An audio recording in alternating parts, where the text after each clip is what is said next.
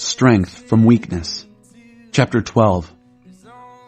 You've forced me to talk this way, and I do it against my better judgment. But now that we're at it, I may as well bring up the matter of visions and revelations that God gave me.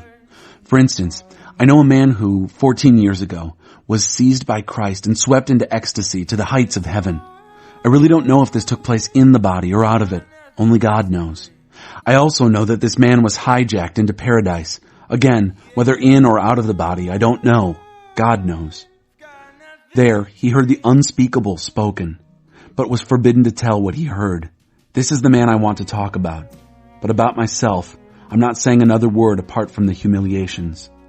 If I had a mind to brag a little, I could probably do it without looking ridiculous, and I'd still be speaking plain truth all the way. But I'll spare you. I don't want anyone imagining me as anything other than the fool you'd encounter if you saw me on the street or heard me talk.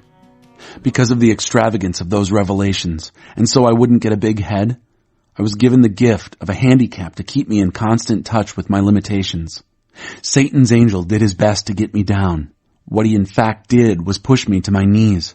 No danger then of walking around high and mighty.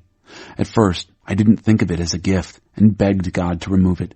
3 times I did that, and then he told me, "My grace is enough. It's all you need. My strength comes into its own in your weakness." Once I heard that, I was glad to let it happen. I quit focusing on the handicap and began appreciating the gift.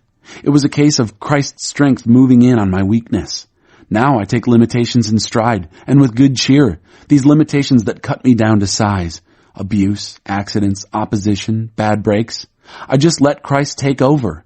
And so, the weaker I get, the stronger I become. Well, now I've done it. I've made a complete fool of myself by going on like this.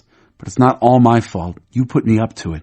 You should have been doing this for me, sticking up for me and commending me instead of making me do it for myself. You know from personal experience that even if I'm a nobody, a nothing, I wasn't second-rate compared to those big-shot apostles you're so taken with. All the signs that mark a true apostle were in evidence while I was with you through both good times and bad. Signs of portent, signs of wonder, signs of power. Did you get less of me or of God than any of the other churches? The only thing you got less of was less responsibility for my upkeep. Well, I'm sorry. Forgive me for depriving you.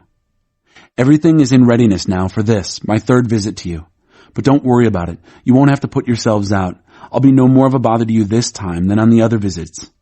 I have no interest in what you have, only in you. Children shouldn't have to look out for their parents. Parents look out for the children. I'd be most happy to empty my pockets, even mortgage my life, for your good. So how does it happen that the more I love you, the less I'm loved? And why is it that I keep coming across these whiffs of gossip about how my self-support was a front behind which I worked an elaborate scam? Where's the evidence? Did I cheat or trick you through anyone I sent? I asked Titus to visit and sent some brothers along. Did they swindle you out of anything? And haven't we always been just as above board, just as honest? I hope you don't think that all along we've been making our defense before you, the jury. You're not the jury. God is the jury. God revealed in Christ, and we make our case before Him. And we've gone to all the trouble of supporting ourselves so that we won't be in the way or get in the way of your growing up. I do admit that I have fears that when I come, you'll disappoint me and I'll disappoint you. And in frustration with each other, everything will fall to pieces. Quarrels, jealousy, flaring tempers, taking sides, angry words, vicious rumors, swelled heads, and general bedlam.